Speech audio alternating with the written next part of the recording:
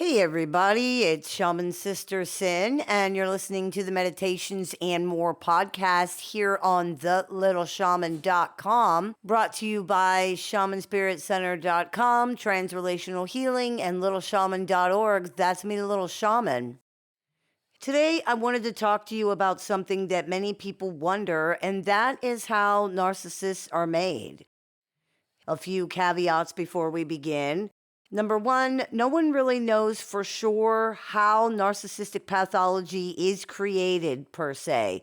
We have things that we see in many or even most of these situations, but we cannot point to those things or anything conclusively and say, we know 1,000% for sure that this and only this is how this happens. We have strong correlative factors and we have logical theories, but how the mind actually works is in many ways still just as big of a mystery to humans as it has always been and maybe always will be. Number two, no one really knows why the same set of circumstances results in one outcome for this person and a different outcome for that one, but this does happen a lot. It could be genetic, it could have to do with someone's natural temperament, it could be a lot of things. The simplest way to understand it at this time is probably to say that everybody's different and what impacts one person one way does not always impact others in the same way. Some people might be devastated by something, but if the same thing happened to someone else, they are not anywhere near as affected. We don't really know why this is so.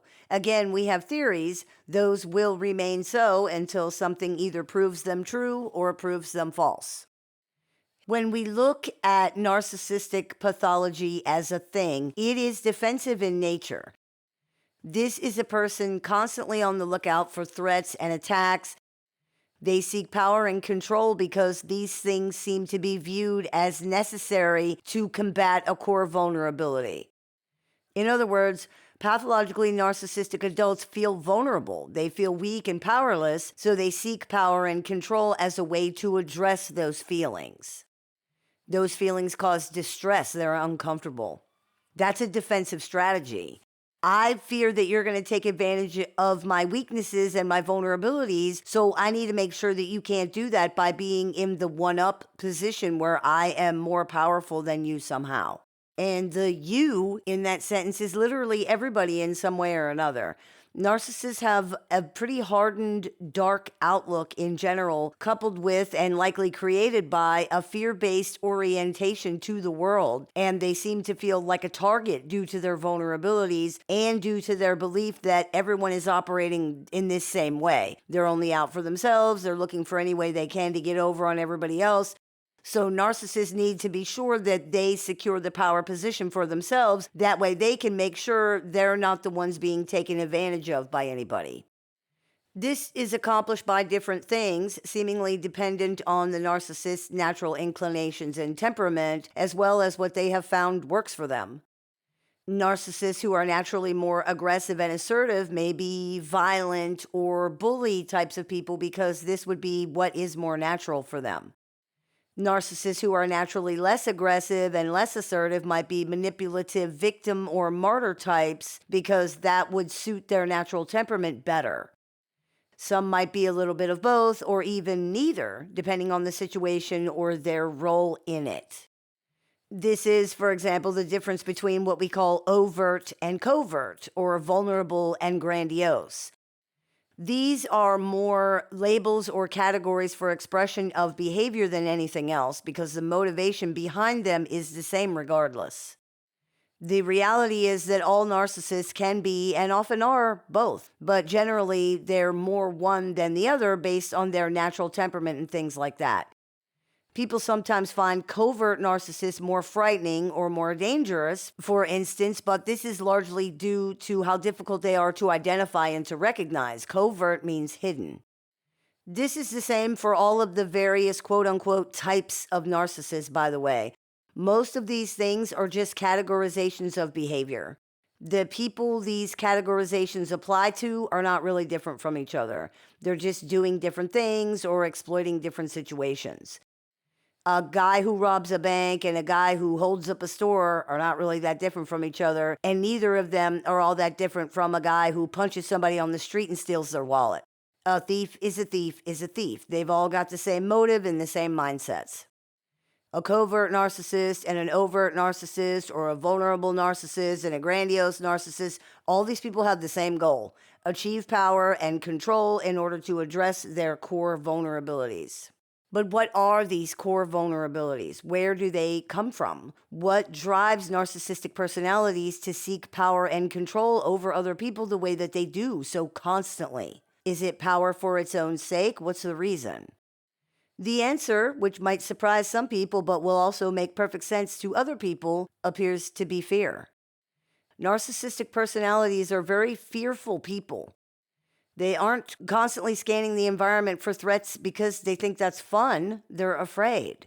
They feel exposed. They feel vulnerable. They don't feel safe. And they hate that. They hate being afraid. They hate being what they perceive as weak. They hate other people for making them weak and for making them afraid as they see it.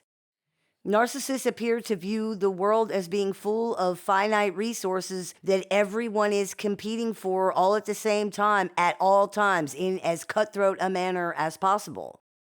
There's only ever enough for one in any given situation. They have to make sure that one is them. Otherwise, they fear they'll get nothing. If you've dealt with someone who's pathologically narcissistic, you've very likely seen this mindset firsthand. They're the only person who matters. And not only are they the only person who matters to them, they expect to be the only person who matters at all. They fully expect that everyone will simply move out of the way for them, that their needs will automatically be considered and attended to before anything else. They take for granted that they will automatically be given more than everybody else, from food to money to love to everything. And if this does not automatically happen, they are grievously wounded and extremely angry. How dare you?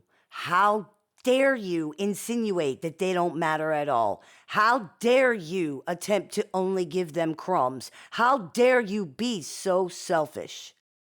And you are standing there totally shocked and confused, like, okay, I was just saying that I'm my own person and I have my own needs and my own motives, and also that I matter too. I wasn't saying that you don't matter. But for narcissists, there is no two. There's only enough for one. And if they're not that one, then they don't matter at all. You're trying to take everything for yourself and give them nothing. That will not be tolerated.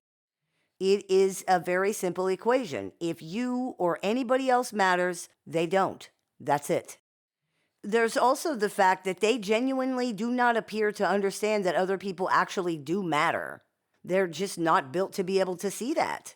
Empathy and being able to see past yourself are functions of maturity. Narcissists are not emotionally mature. These words, by the way, are really nowhere near impactful enough to describe the state of these personalities, in all honesty, but nevertheless, it's the truth. They're not emotionally mature. The entitlement, for example, that you see in the situation that we just described is the infantile entitlement we see in babies who are not able to understand that the mother is a separate person with separate needs and motives and a life that does not involve the baby.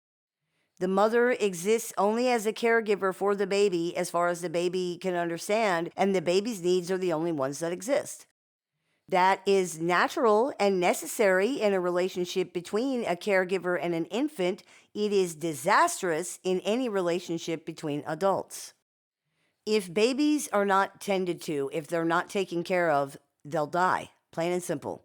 That's why they cry and why they become distressed. It's a built-in instinct that also works to alert the caregiver that the child needs something. The baby can't tell the caregiver what it is, of course. All they can do is cry. The caregiver then has to try to anticipate or even guess what the problem is and address it.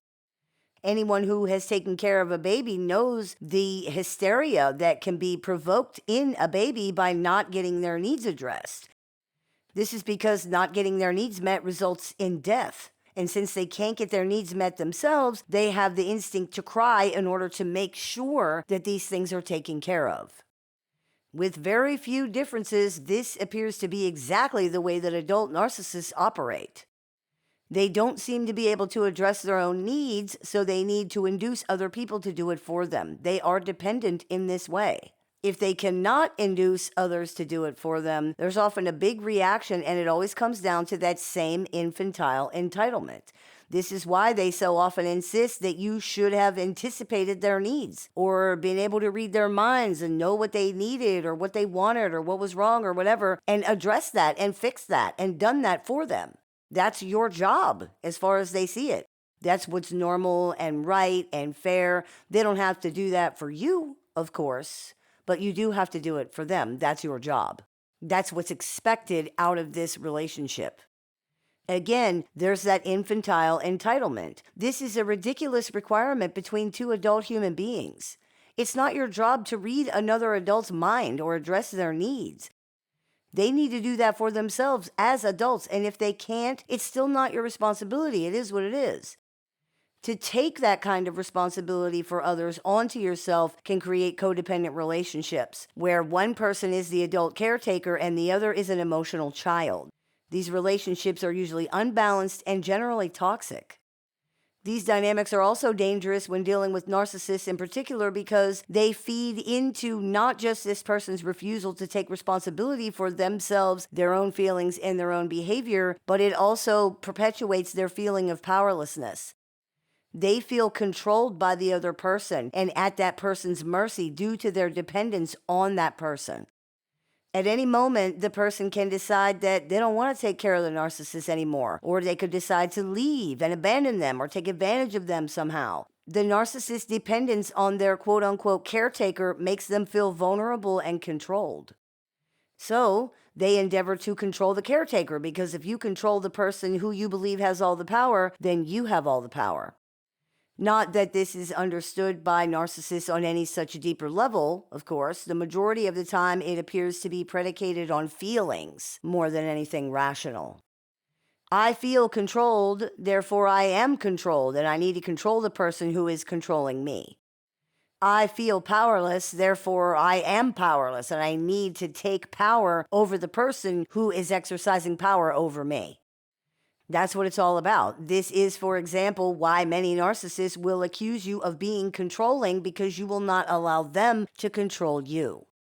This dynamic can result in an exhausting, horrific push-pull where the narcissist requires you to take responsibility for them while at the same time hating and resenting you for quote-unquote being so controlling, where they attack you for allowing them to be dependent on you and then attack you for not allowing them to be dependent on you. Over and over and over again, world without end, amen, right? You're everything, you're nothing, you're everything, you're nothing, over and over and over. This appears to happen because, for whatever reason, adult narcissists seem to have been unable to individuate from their caregivers as babies. That process was never completed, and because of that, they are both completely dependent and reliant upon external validation and enormously resentful of their dependence on that. They need it, but they hate that they need it, and they hate you for giving it to them, even though they will also hate you for not giving it to them. They hate themselves for needing it. They hate you for allowing it. They want to be independent, but they can't. The push-pull dynamic in these relationships appears to originate within the narcissists themselves, where on one hand, they want to be independent and free of dependence on other people, but on the other hand, the idea of independence fills them with terror that their needs will not be met, like the baby crying, and because they're aware on some level that this type of independence is very likely not possible for them. Narcissists might blame the people around them for this, accusing them of quote-unquote making the narcissist dependent on them because they're so controlling. The process of individuation begins to happen in humans at around 8 months old, when they are still legitimately a baby. This is when people start to have the first awakenings to the idea that baby is baby and mommy is mommy, and those are two separate people. Mommy is outside of baby, baby exists outside of mommy. Baby has baby's own self, and this is a separate self from mommy. These things are the beginnings of self, of the formation of identity and self-concept and stuff like that. Before this, and for years after, baby depends on mommy to help build a self-concept. Mommy is a mirror who reflects to baby if baby is bad or good or important or not important, whatever else. This is accomplished mostly through how mommy interacts with baby. If the mommy treats the baby as if the baby is good and important, the baby receives the message that they're good and important. If not, then not. This is what helps form the very beginnings of the baby's self-concept and their identity. If you understand anything about how narcissistic supply works for adult narcissists, then you know it works exactly this same way. Narcissists use other people as mirrors to tell them who they are for a self-image, a self-concept, a self-reflection, the same way a very young baby does. For whatever reason, narcissists have not evolved beyond this infantile way of functioning. They don't have a stable self-concept or a stable identity. They are dependent upon external validation and input to see themselves, just like a baby is. Because they don't have a developed self-concept or identity, they couldn't complete individuation from their caregivers. How would it have been possible? To individuate is to be an individual. And if there's nothing there to grab onto, to be, in other words, then the process can't be completed, as we see in adult narcissists, because it was not. But why didn't they develop an identity and a self-concept, which is arguably the core issue in the narcissistic personality? What prevented that? We don't know the answer to this question conclusively, but a correlative factor we see in many situations is that many narcissists were themselves raised by narcissistic caregivers. The abuse done by narcissistic caregivers is perhaps devastating beyond description in many ways, and maybe the worst result of this is that it so often creates more narcissists. Narcissists are generally disastrous as parents. They are too immature themselves to be able to care for other people in any real capacity, much less a being so fragile and easily damaged as a human baby. Even when narcissistic parents appear to enjoy their children, there's very often still a lack of connection, lack of empathy, and a very deep, permeating selfishness that affects the child in very serious ways. Their feelings for the child are still just superficial and only extend as far as how the child relates to the narcissist. That's the only way narcissists can really interact with anybody. In keeping with this, narcissists tend to treat their children the same way they treat everybody else. That is to say, they do not allow their children to be their own people. The child is told who they are, what they're thinking, how they feel, what they meant, what their motives are. This is what you meant when you said that. This is what you did when you did that. This was your they are relentlessly gaslit, lied to, tricked, manipulated, set up, neglected, mistreated, invalidated, and constantly forced into a reality that does not match their actuality, their lived experience of events. This is horrifically damaging when it happens to an adult. Adults often feel like they're going crazy, like reality makes no sense, like they're losing themselves and they don't know who they are. The damage this can cause a developing child when it is done to them by a parent who they automatically believe is catastrophic. Perhaps most catastrophic of all, due to constantly being gaslit and told who they are and what they're thinking and how they feel, and being forced to ignore their own instincts and second guess every single thing they think and feel, the child never has a chance to create their own self-concept, their own identity. This is compounded by the fact that narcissistic parents tend to perceive any separate identity in their child as a threat to them. People around narcissists are not allowed to have their own thoughts, not allowed to have their own feelings, opinions, motives, needs, wants, or anything else if these things do not exactly reflect and cater to the narcissist. It is perceived as rejection and an abandonment of the narcissist to do otherwise. This separateness, this individuality in others is relentlessly attacked because it's viewed as a threat. This includes their children.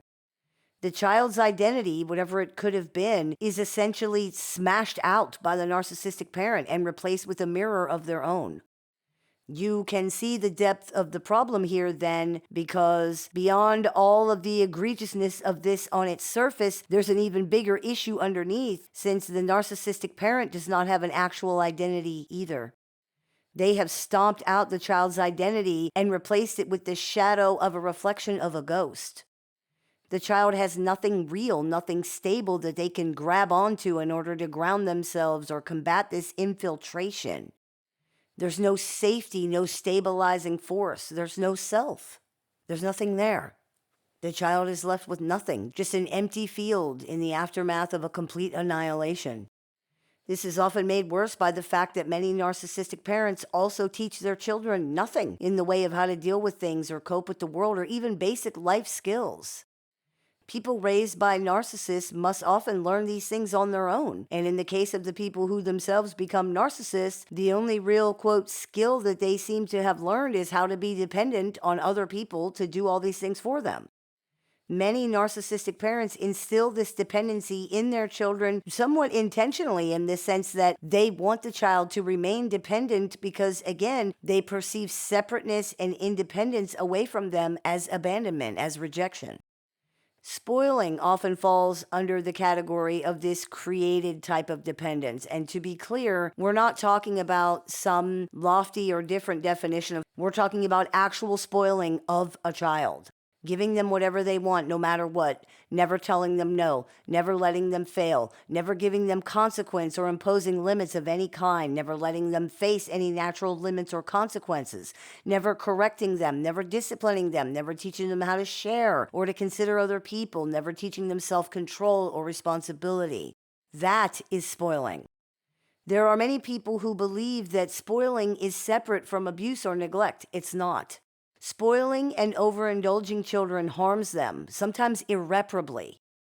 Not only are spoiling and overindulgence a form of neglect, but it creates adults who do not understand that you can't always have what you want, who don't understand that other people actually matter, who have no frustration tolerance, no ability to tolerate negative feelings, no ability to take a loss gracefully, no ability to handle being told no, no ability to fail. The world is not kind to people like that. It's really not. Spoiling sets children up for failure as adults. It cripples them. Narcissistic parents often engage in spoiling as part of image maintenance. In other words, they're doing it because of how they think it makes them look. If they give their child whatever the child wants, or if they do everything for the child so that the child never has to lift a finger, this somehow proves that they're a good parent and therefore a good person. How this might actually impact the child does not occur to them or matter.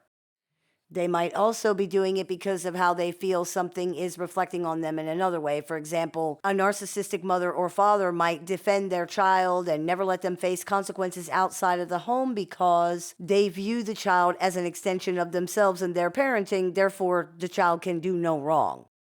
Again, how this might impact the child is not considered. It's all about the narcissist. So here we have a child with no stability, no identity, no real self-concept, who is either being scapegoated or treated as the golden child. Either of the children in either of these roles can become a narcissist, by the way. It is a myth that only golden children become narcissists. Both children's identities are being systematically stomped out. But we have a child in one or the other of these roles, or perhaps both at different times, who is constantly gaslit, constantly told who they are, told how they feel, told what they're thinking, told what reality is, and who cannot combat any of this or escape it in any way. A child who is essentially equipped only with the primitive infantile defenses they were born with, none of which are enough to defend against the relentless assault on reality and personhood that is the experience of living with a narcissist.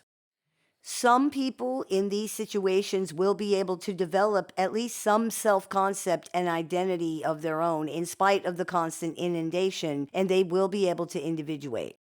Those people might grow up to struggle with codependency. They might have self-esteem issues. They might struggle with anxiety or depression. They might struggle with enmeshment. They might have self-image issues in terms of struggling to realize who they are outside of the narcissistic parent's influence. They might deal with addiction, but they generally will not be narcissists. Some people will not be able to do that, though, and they may very well be narcissists as adults. These appear to be those people who were not able to evolve out of this infantile space. They never learn to see past themselves. They never develop an identity or a self-image. They never gain the ability to self-regulate. They never learn empathy. They develop no capacity to bond with other people. They seem to just be stuck in the same phase of development with the same primitive defense mechanisms and levels of functioning forever. The formation of identity does appear to be one of the keys here. Without this, the evolution just cannot move forward. Aging occurs, physical maturity occurs, gross and fine motor skills progress, people learn how to do things like speak more articulately, they learn to mimic, but the core evolution from child to adult does not seem to happen. And it does appear to be at least partly because without a stable developed identity, there's nowhere for this to really go. In order for someone to individuate from their caregiver, they have to be able to go into an identity of their own.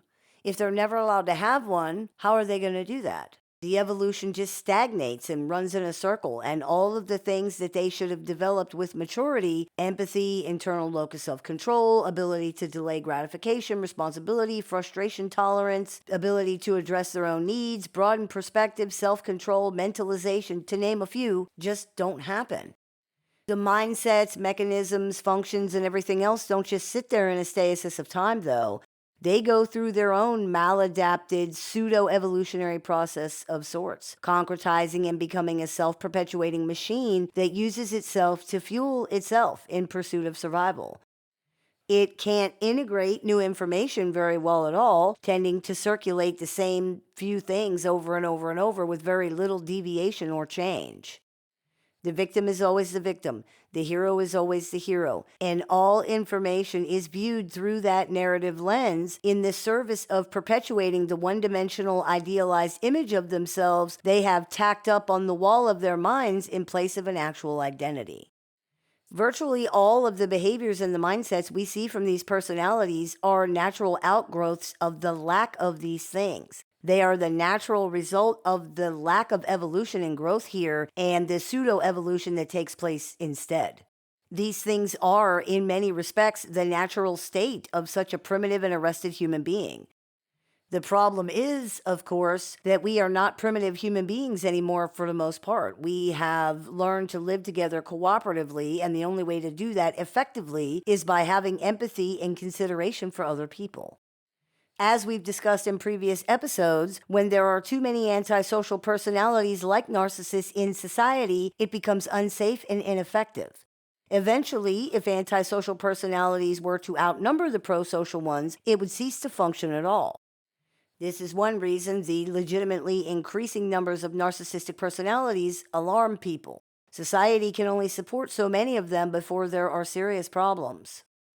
When someone believes they have no power, when they believe they are a target, when they believe they are the only thing that truly exists or matters, when they believe they can read the minds of other people and have special abilities that other people don't have, so therefore they don't need all the facts, when they believe they're under constant threat from literally everybody, these are people who automatically believe they are victims and are therefore entitled to do anything they want, either because the world owes them or because the world deserves it. Perhaps the saddest thing about so many narcissists is that they are victims, just not in the ways that they imagine. And this doesn't excuse their behavior in the way that they think it does. It doesn't excuse it at all, in fact. They are not children anymore. These are grown adults who have done the same wrong things for years. They know it's wrong and that they shouldn't do it. They don't care because they are the only thing that matters, and nothing carries more weight in their minds than that. They have no real empathy in situations where they stand to lose or gain something, and no ability to really care or even understand how things impact other people anyway. Now, some of the feedback to these kinds of episodes of the show is from people who say that saying narcissists are so limited and have serious psychological issues is letting them off the hook.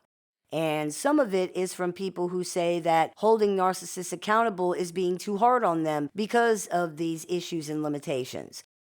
The reality is that it's neither. It's just the truth. A tragic backstory does not excuse any villain's behavior. It helps us understand how they became that way, and that's it. This is no different. Everyone has a tragic backstory in some way or another, and the rest of us are not using that as a justification in our minds to go around hurting others so that we can feel important or because we think they deserve it. We are adults who got help with our issues, or we matured out of them, or we moved on, or whatever we did to deal with it. We didn't use it as an excuse to hurt other people, or to underperform, or to blame and punish other people for our own failings. We looked in the mirror and we saw both the cause and the solution to all of our own problems. We saw the person with the power in the mirror, ourselves. That's what being an adult is. It's knowing that, for example, no one's coming to save you, but also that you don't need anyone to come and save you because you can take care of yourself. It's knowing that you are the adult in the room, and that's okay, even if it sucks or if it's scary, because you can handle it.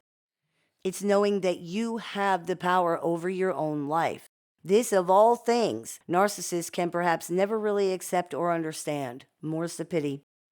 If you believe that childhood trauma or psychological issues excuse narcissist behavior, regardless of whether you think it lets them off the hook or if you think that it's unfair to blame them, know that it's you who thinks that. It has not been suggested here, nor will it be, because it's not true. We should not need to deny the very real, very serious psychological issues these personalities have in order to hold them accountable. Having psychological issues, even serious ones, does not automatically render someone not responsible for their actions. It does not automatically mean they don't know what they're doing or they couldn't help it. The reality is the majority of narcissists do not have the type of impairments that impact responsibility for their actions.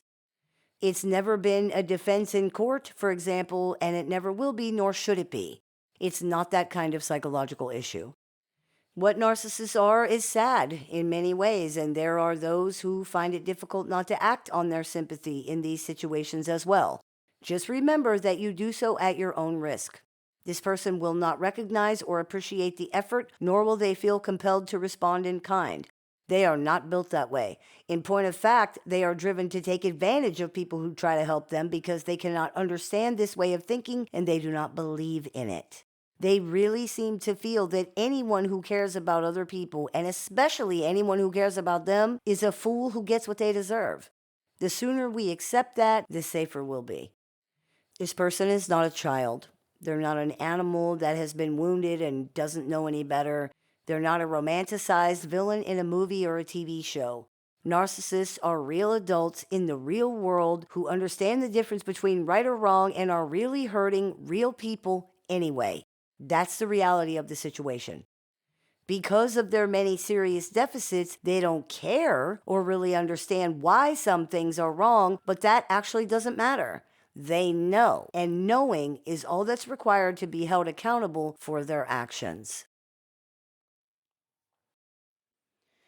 I hope this clears a few things up for you. As always, I look forward to your comments, questions, and suggestions, so please keep those coming. I take appointments online, over the phone, via text, via messenger, via email, through Skype and Zoom for clients worldwide. So if you are interested in speaking with me one-on-one, you can visit littleshaman.org to do that.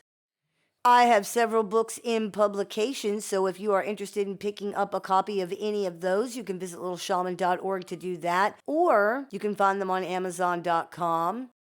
I teach workshops, seminars, and clinics, so if you're interested in seeing what we are running this month, you can visit littleshaman.org to do that. And if you're interested in joining our support group with access to exclusive content, weekly support meetings, and more, you can visit littleshaman.org to do that as well. You've been listening to the Meditations and More podcasts brought to you by Transrelational Healing, shamanspiritcenter.com, and littleshaman.org. That's me, Little Shaman. May the Great Spirit bless you. Have a beautiful day. If you've been struggling through dealing with or recovering from an unhealthy relationship with a narcissist or other toxic personality, the Little Shaman has a catalog of over 500 YouTube videos designed to support your journey from discovery to recovery. You can also find additional resources on the Little Shaman website, including tools, courses, workshops, a support group with weekly meetings, and one-on-one appointments with the Little Shaman that are open to clients worldwide. There's even an AI chatbot built and trained exclusively by the Little Shaman using her work that can answer questions 24 hours a day, 7 days a week. For more information, visit littleshaman.org. You can listen to The Little Shaman wherever you find your favorite podcasts.